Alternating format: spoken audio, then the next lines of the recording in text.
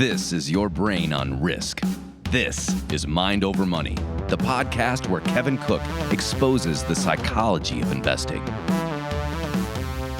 Welcome back to Mind Over Money. I'm Kevin Cook, your field guide and storyteller for the fascinating arena of behavioral economics. This week in my Cook's Kitchen video blog, I did a little thing I called Stock Picking is a Cult, where my goal was to appeal to youth to put down the video game controllers and their smartphones to learn the best game on the planet, playing the stock market and learning to create wealth. While many in the world of the stock market think that the FANG stocks are a cult, they are actually part of a much bigger cult of investors who love the game of researching and buying companies to make their money grow. By the way, FANG stands for Facebook, Amazon, Apple, Netflix, and Google. I always throw NVIDIA in there too. So you got two A's and two N's. Many investors think that they are in the cult of stock picking, but they're really not. One way to know for sure is to ask them about the FANG stocks. If they wince or frown, they think the FANG stocks are just investing hype, a mere momentum fad. And this means they are not really in the cult of stock picking, because they don't understand that these businesses are powerful franchises capitalizing on megatrends in technology and consumer behavior. In the cult of stock picking, we have our own language, art, and science, our own fanatics, extremists, and bad guys. It's a game of 3D 24/7 chess played on surfboards. I love to use the ocean as a metaphor for the stock market, full of sharks, whales, and other abundant marine life.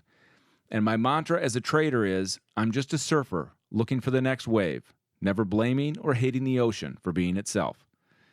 The stock market is also Game of Thrones, with kings and queens who control armies of tens of billions of dollars at companies and investment funds, all making decisions that rule the fate of us commoners.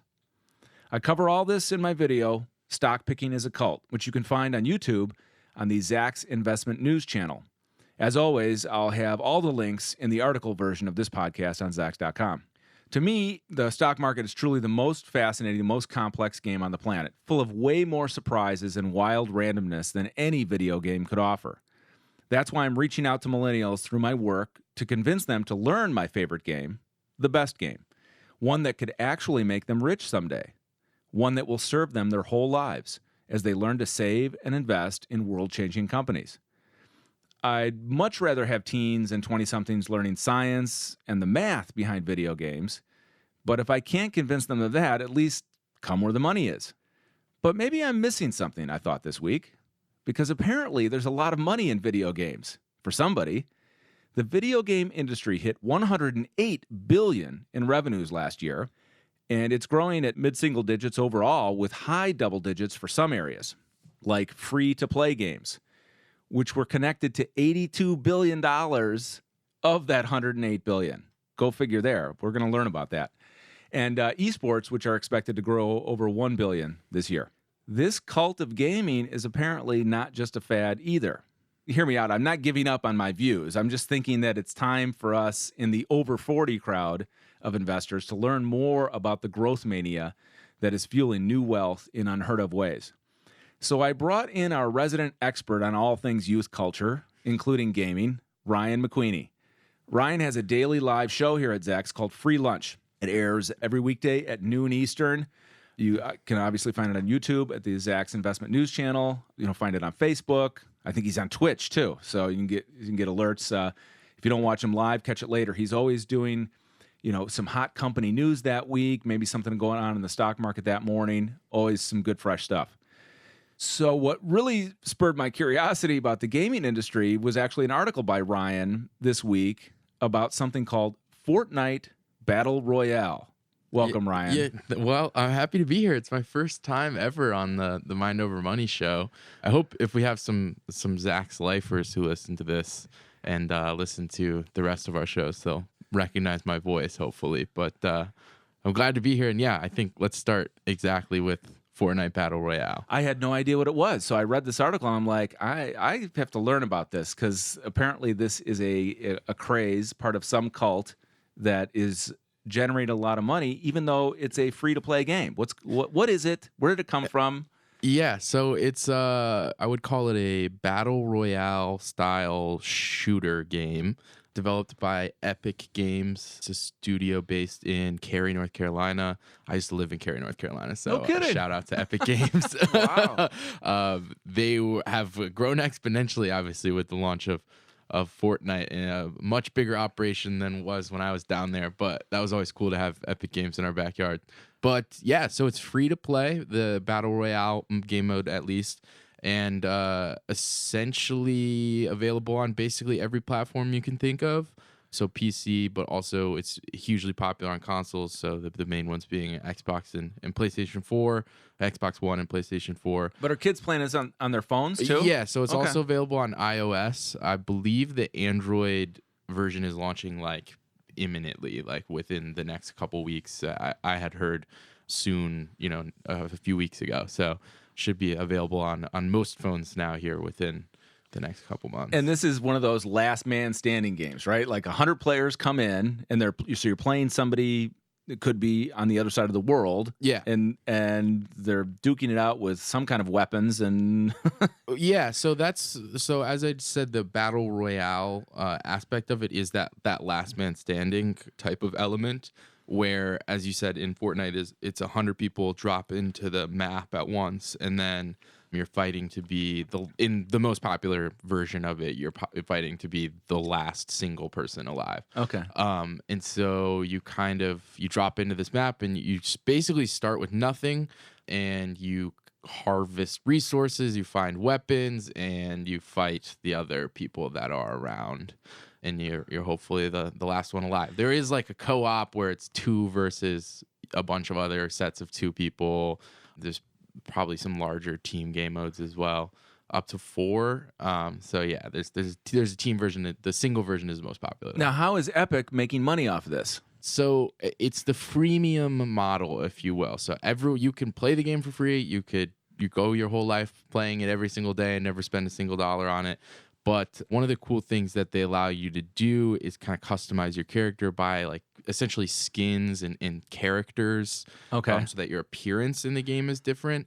And then it's like a third-person camera angle, so you can see yourself, and you can see yourself rocking around. And if you are someone who likes the style of things, you can make yourself look cool and custom and personalized and whatnot. And so Epic has an in-game currency that you exchange real human currency for. Yeah. And then from that, you can buy like these skins and these add-ons. So via some sort of payment app, a teenager could buy $20 worth of credits to use that currency, and Yeah, exactly. and then Epic's already got their $20, and Yeah, exactly.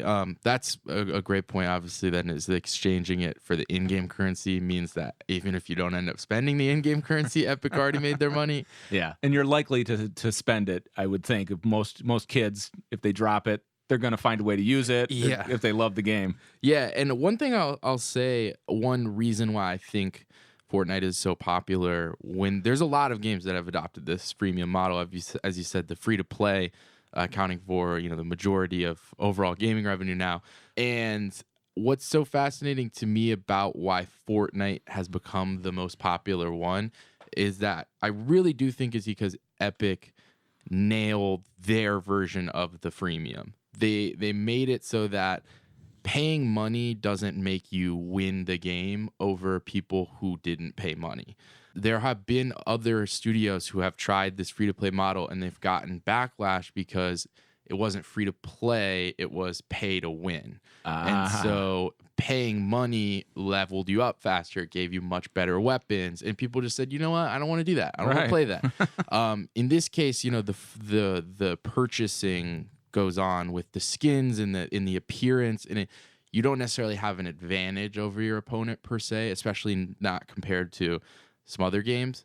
And I really think that has helped Fortnite become as popular as it is, and we're talking about 125 million people worldwide playing it. So it's one of the most popular games in the world. So I always knew that the gaming industry was roughly $100 billion industry, and the reason I knew that is because I'm an investor in NVIDIA, which they make the GPU chips that fuel a lot of this. Because you think about it, an Xbox console has enough firepower in terms of chips that it can process 6 teraflops. And a teraflop is 1 trillion floating point operations per second. So it's a lot of processing power. When Xbox rolled it out with that kind of hardware, the new console last year, they knew that it was too much capacity, but they figure somebody's going to own a console for a while. Who knows what's coming? Sure. They'll have the processing power. But I didn't know the breakdown of this $100 billion. I went on Statista to see what's the size of the gaming industry, and they just had U.S. numbers. The U.S. gaming industry is only going to hit $20 billion like in the next year. Yeah. And I thought, does that mean that this other $80 billion is China? And one thing I found interesting in your article is that Epic is 40% owned by the Chinese giant Tencent. Yes, that is right. So, and we know how big gaming is in China because of Tencent's market cap is like almost $500 billion. Yeah. And Tencent came in and grabbed that 40% stake in 2012. Okay. I will say that Epic Games has been a force in the gaming industry since they developed what is called the Unreal Engine in the late 90s. Game Engine. They built that? Yeah. Okay, I've heard of that. They built the Unreal Engine, yeah. And so they've been a massive, massive force. They're very influential because of the Unreal Engine. A lot of games built on the Unreal Engine. A lot of games they've built on top of the Unreal Engine. A lot of brain power comes out of that Cary, was it North Carolina? Yeah. It's the Research Triangle. Shout out to the Research Triangle, definitely. Tencent actually came in 2012 and made that investment because Epic Games said, we think that the gaming industry is shifting to this freemium model. They actually had described it as a games as a service model, kind of adapting some cloud lingo there. And it was that reason that Tencent was like, okay, that's our studio. That's our into the American gaming market. So we have a new acronym, GAS, Games as a Service. I want to share with you the breakdown of the industry. This comes from a website, gamesindustry.biz. A gentleman named James Batchelor wrote in January, he was summing up, where did all these numbers come from in 2017? And it was based on a super data report. Gave the whole breakdown and some of these breakdowns. So for that $82 billion in free-to-play games, it's estimated that this revenue came from 2.5 billion players. That's 1 out of every 3 people in the global population. So, this is how massive globally this is, and obviously it's China, with a huge gaming culture. Yeah, and I've been learning more about this as I dabble in some stocks like YY and Momo, which are smaller versions of Tencent trying to capitalize on this gaming culture.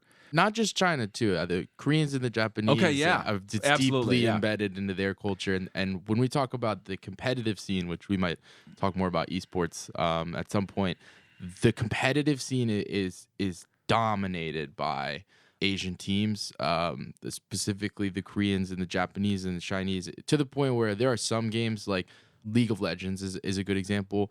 There are American competitions with pro League of Legends players, and then there are Asian competitions. And when the Americans show up to these international competitions and play the Asian teams, if they kind of do okay and don't get completely destroyed, it's like a great showing for American esports. It's like, holy cow, we're here. We made it. Yeah. We didn't get crushed and swept out of the... they've never been able to go over there and compete at a high level because these people are just absolutely unreal over there. I just want to read this one breakdown here from this article. Asia remains the biggest market for mobile, generating $36 billion in 2017, a $10 billion increase over 2016. Boy, that's some huge double-digit growth there. And expected to make $38.4 billion in 2018. By contrast, North America and Europe generated just $9 billion and about $6 billion in those areas in 2017. So, yeah, a sleight of mine to leave out Korea and Japan as obviously the heavyweight countries where the gaming culture has just taken over. Yeah. Now, you mentioned esports. I want to understand what Twitch is. Sure. Can you please tell us over 40-somethings what is Twitch and why is it good and why should I know about it? It's a live streaming platform specifically tailored to video gaming. So content creators who are gamers just stream themselves playing their favorite games and people watch. And it's a It's an entertainment outlet like any other live type of platform. There are personalities who are very, very, very famous on Twitch. It's a way that you can follow competitive gaming. There are competitive events streamed on Twitch, but then also, just guys in their living rooms who play every day and stream themselves playing. And they could be playing for free. Yeah. I mean, if you're streaming Fortnite, you are playing for free. Okay. So if you're playing on the PC, you're probably playing on a really, really nice rig with really high-end internet connection to be able to stream out to people. But yeah, you're playing and who would want to do that? I heard you mentioned celebrities. There's somebody named Ninja. Who's he on Twitch? Yeah, I don't have the numbers in front of me. I'm not privy to the numbers. I think he is the most popular Twitch personality right now. He's definitely the most popular Fortnite personality on Twitch. He has gotten uber popular streaming himself playing Fortnite. And this puts some money in his pocket, I hear. Yeah, the last I heard, I feel like it's probably more than this now, but the last I heard was like $500,000 a month. Where does the money come from? How is he making the money? So Twitch pays content creators for having viewers. So, okay. So it'd be like having a YouTube channel and very similar. Okay. A lot of these people are also doing YouTube. Mm-hmm. They'll post streams on YouTube. They'll do specific YouTube videos. I'm not 100% familiar with the business model, but I know on Twitch to subscribe to content creators, there are certain ways that you subscribe where you are paying directly for access to their channel and like unlimited access to their channel. And there's only a certain number of like these unlimited accesses you can have per month. And so people are, the more like people you convince to actually pay for access to your channel, the more money that you're making. Obviously, yeah. I don't have the dollar amount in front of me, but it's crazy. And these people are getting crazy rich on it. And then you throw in like this dude shows up and he has 100,000 people watching, and he has a T-shirt on that has like gamer fuel or whatever, and he's making twice as much to wear the T-shirt. So the product prop, yeah, it's insane. Okay, I want to go back to the old. Is Pokemon Go still a thing? I mean, I heard that they just did something here in Chicago. Wasn't that the original sort of free game that? Yeah. Well, let's clarify here because like I feel like a lot of the money coming from the mobile gaming is stuff even like Angry Birds and Candy Crush or whatever that is. And we all know those things as things that are popular, but I don't know if we necessarily connect it to like the global video gaming industry, but it's a mobile video game. It's part of it, and you can pay for a game is a game. Yeah, you can pay for premium stuff on there. I think Pokemon Go was it was certainly the first smartphone game that was like, okay, this is immediately a global sensation. It exploded in popularity overnight, and I think a lot of that had to do with the fact that it was one of the first to let you interact with the environment around you in real life.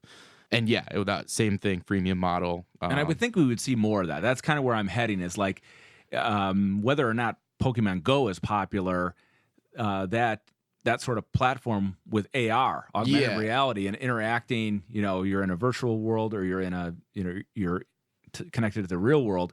That's somebody's got to come up with the next blockbuster there, right? Yeah, I will tell you that the next one is going to be the Harry Potter augmented reality game, which is being developed by the same people who developed Pokemon Go. So it's going to be basically the exact same thing, but with the Harry Potter franchise. So of course that's going to be massive. Yeah. But Pokemon Go also had the advantage of the same thing with Harry Potter, where that has been a mega franchise Pokemon has been a mega franchise for like 25, 30 years now, it seems like. So yeah, you had a brand that people were already had an affiliation or an affection for, and then you recreated it, which kind of, to me, almost it tells me again how impressive what Fortnite has been able to do is, because Fortnite came out in 2017 and we're talking about 125 million people playing it in 2018. So we're talking about a year, maybe a year and a half at the most, and it's like unbelievable. It's mind-boggling, actually, to me, how quick that expansion has been. Yeah. So how do kids find out about it? How does it become viral? I think it's when I look at some of the Chinese companies, like the smaller ones, like YY, which began as a social media platform, right? Yeah. So it's for kids in China to share voice, text, chat, and video that they can make themselves. Well, you bring in the gaming, and YY just spun off a gaming unit, but they create this ecosystem. So that's how the popularity of a new game could spread like wildfire. Yeah, and that's why the freemium thing is so great too, is because I can discover Fortnite, and I can come into school the next day and I'd be like, hey, let's all play Fortnite together tonight.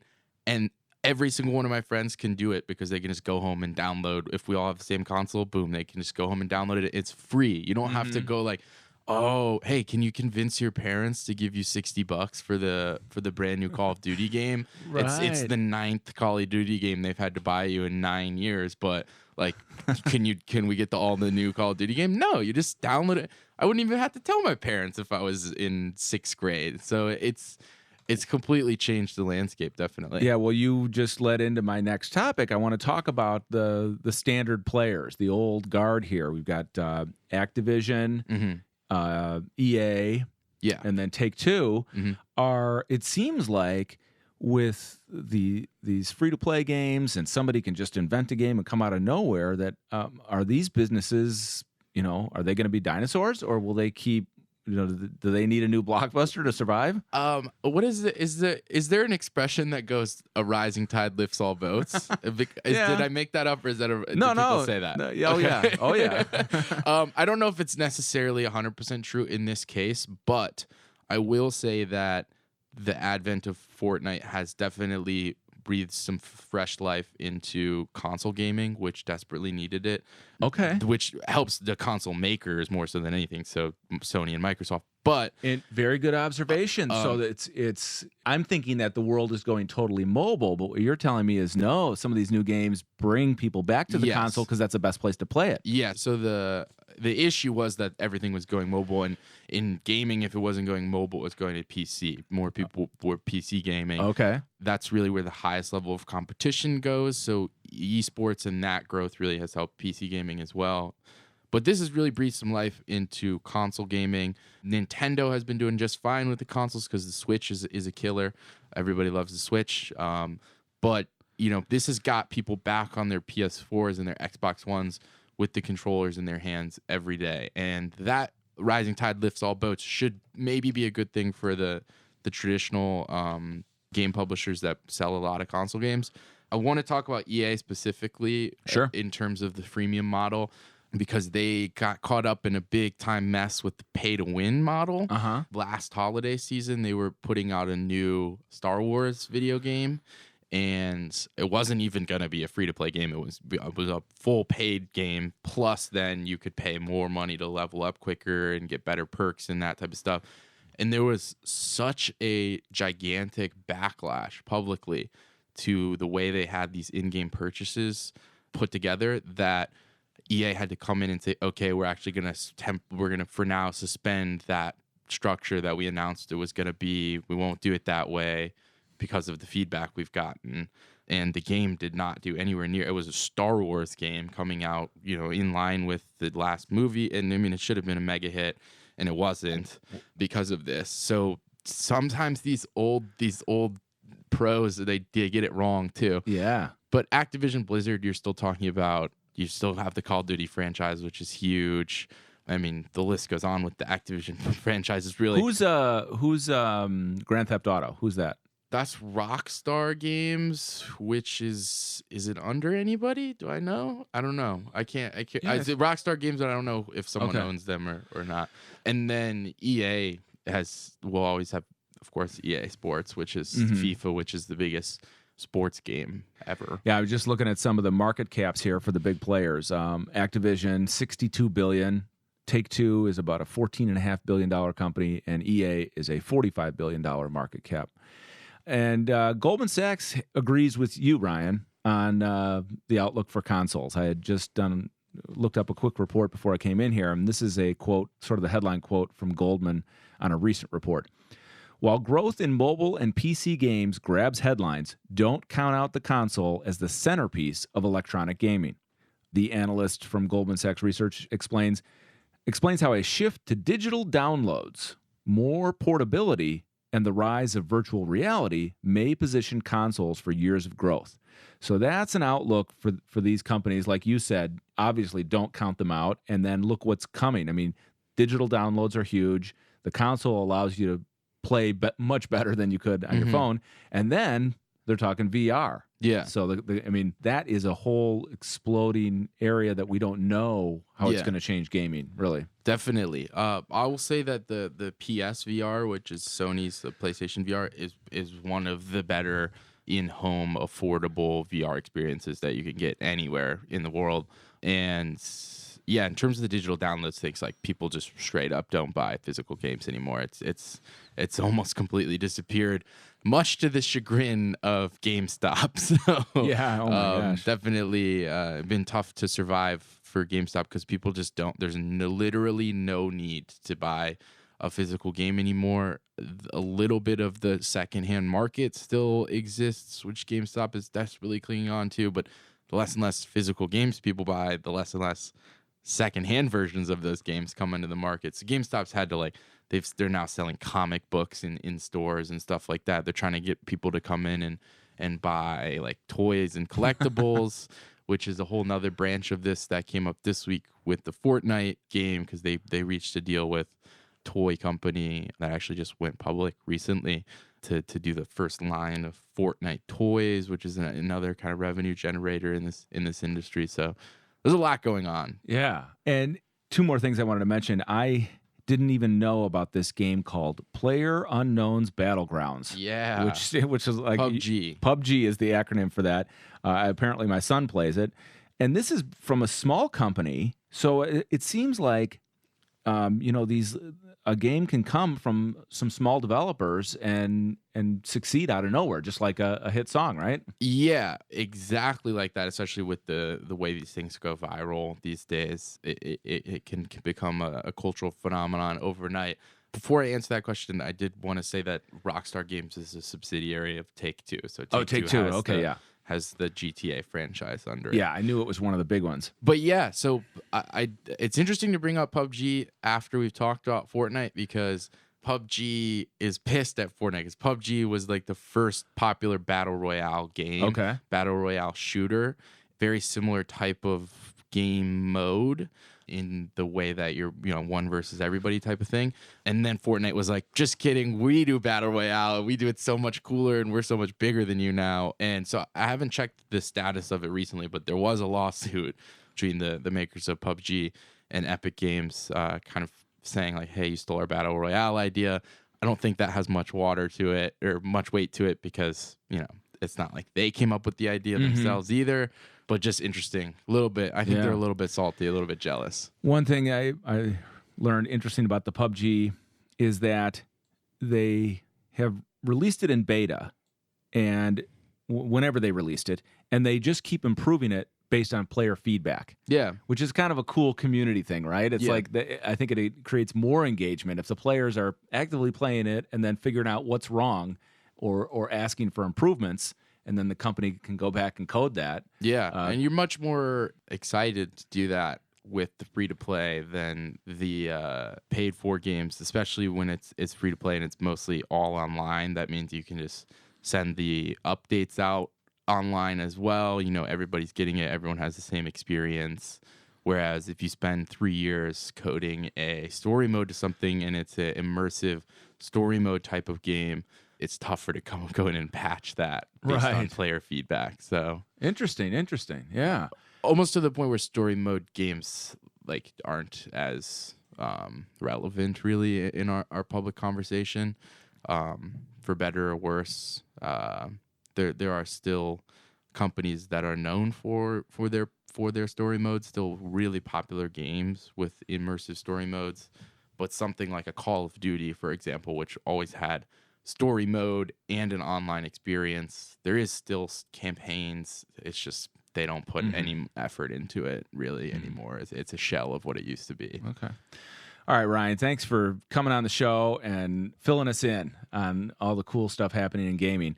The one thing I do like about the gaming industry, besides NVIDIA being a killer franchise, is that all this technology and all this creativity, it spills over. And to me, it's like when you think about the innovations that are going to come from artificial intelligence and augmented reality, the number one things I think of are education. If you look at the medical field, you could train doctors and surgeons in augmented reality environments and give them many more hours of practice, versus on a live human. Just fascinating applications there. So the better that the computer engineers and scientists get at what they're doing at NVIDIA and the gaming companies, and then creating these incredible virtual worlds, I think it's overall fantastic for a bunch of different industries that are going to benefit from this technology. I don't know what the average kid who spends 6 hours a day playing video games versus doing homework. I don't know how it's going to help that kid, but maybe there is some upside here, and we're entering a world where education needs to be transformed anyway, and it needs to become experiential and 3D and virtual and augmented. So I hold out hope that the video game industry will also become a huge part of the education industry. Sure. Yeah. I see no reason why it can't be. Yeah. I just want to wrap things up by kind of shouting out an article I did this week, but just giving you the audio version of it. Sure. That was in response to the deal with the Fortnite toy maker. That company is Funko. FNKO is the ticker. Mm-hmm. And that kind of inspired me to look at other stocks where you can get direct exposure to the Fortnite cult, essentially, to steal your cult idea from the beginning of the show. So Funko, they will be making the first and only officially licensed Fortnite toys and collectibles. They're a really popular kind of niche toy maker. That collection will be out by the holiday season. The perfect timing. They hope so. Yeah.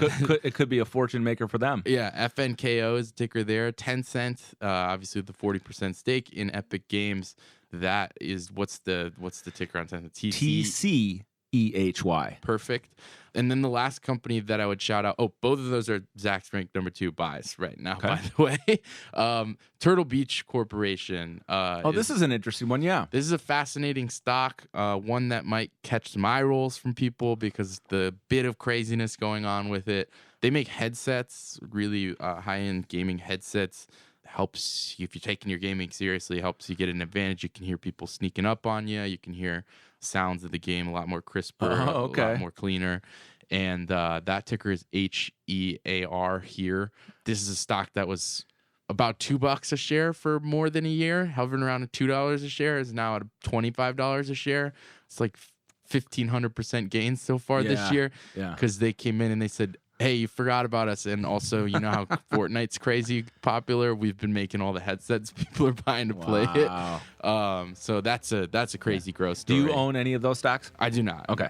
And in disclosure, I own NVIDIA. So we just want to keep that clean. All right. Really cool discussion here. For me, it's all about artificial intelligence, augmented reality, and education. And I hope that more kids who are spending too many hours playing games can learn how the games work too. And you can always do that by going on the NVIDIA website and reading the latest news in artificial intelligence and the future of AR. All right. Thanks for joining me on Mind Over Money, and we'll talk to you soon.